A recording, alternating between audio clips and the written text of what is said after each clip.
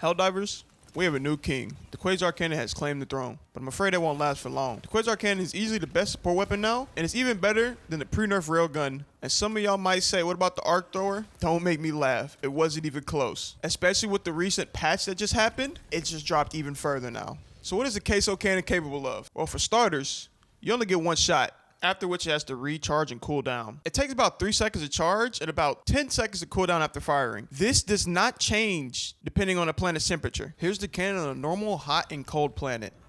As you can see, charge time stays the same between all 3 planets.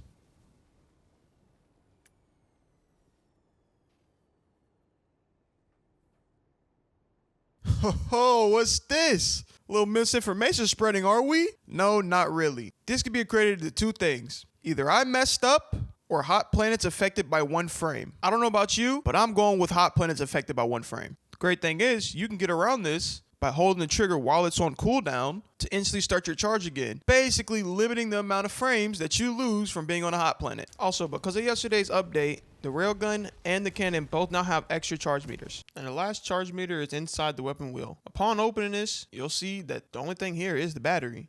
I mean, what else did this weapon need? Moving on to the better things about the cannon. What can this weapon obliterate? First up, we got chargers. If you hit them in the face, they die instantly. Alternatively, you could shoot them once in the leg to strip the armor and allow you to kill with small arms fire or 1 more shot from the queso cannon.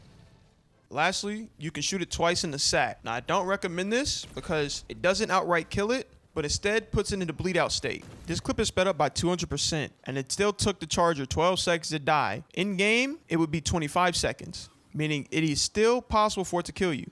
Not to mention, it's already a difficult shot to hit, so just go for the face or the leg. Next up are bile spewers. Unlike chargers, shooting them in the sack is the best play because it'll one-shot them every time. You can go for face shots, but you run the risk of hitting a neck shot, in which case it won't die.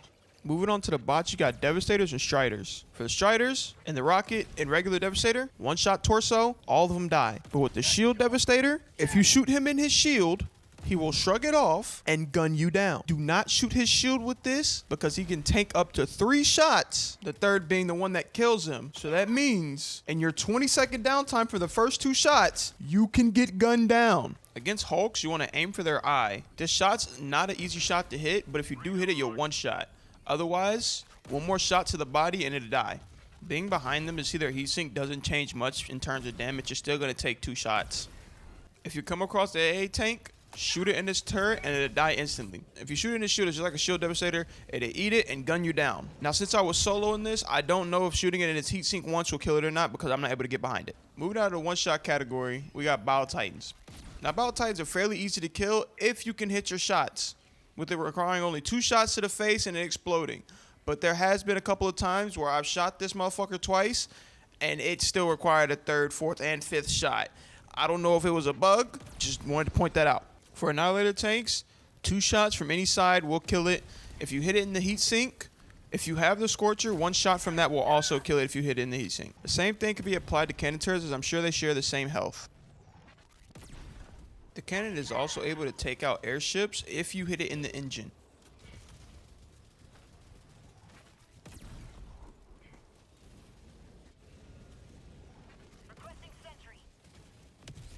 This also applies to the objective airships. Just aim for the engine and they blow up. Now for the airship control tower, it doesn't do anything to it. I sat here and shot this thing 5 times and nothing happened. It doesn't die. The same thing happens with fuel reserves and stockpiled ammunition. For the ammo, it's easy. 1 shot to it, it's gone. But the fuel, indestructible. Command bunkers are somewhat indestructible. You can destroy the 4 turrets on the outside of it, but when it comes to actually blowing it up, you still need to call down the Hell Bomb or 500 kg. I even went up to shoot this turret and nothing happened. For AA and mortar emplacements, just shoot them once and they explode. Even shooting the AA and the shield takes it down. Spore spewers never stood a chance, and neither did the broadcast tower. If you happen to stumble upon a streaker getting undressed, you'll need 2 shots to make her look good, and 6 forget about it. By the time you wake up, you'll be knee-deep in enemy territory, in which case this will take out all outposts, including stalker lairs. Next up are stratagem jammers and detector towers. Both of these are indestructible when shooting them by themselves. But if you shoot the fabricator next to the stratagem tower, then you can end up blowing up the tower along with the fabricator. And last but not least, We got bunker doors, which this thing blows the hinges right off of it. I wasn't able to find the walking fortress, so I have no clue if this thing can take that behemoth down or not. But when I find it, I'll leave it in the pinned comments that it can take it down or that it can't. If you enjoyed the video, found it helpful, or both, please consider leaving a like, subscribing, and commenting if you found out something that you didn't know, or if I messed up somewhere, because it never hurts to find out something new. Anyways, video on new war bond and video on most recent patch of all the buffs and nerfs should be within a few days. Maybe a new take on the lib penetrator.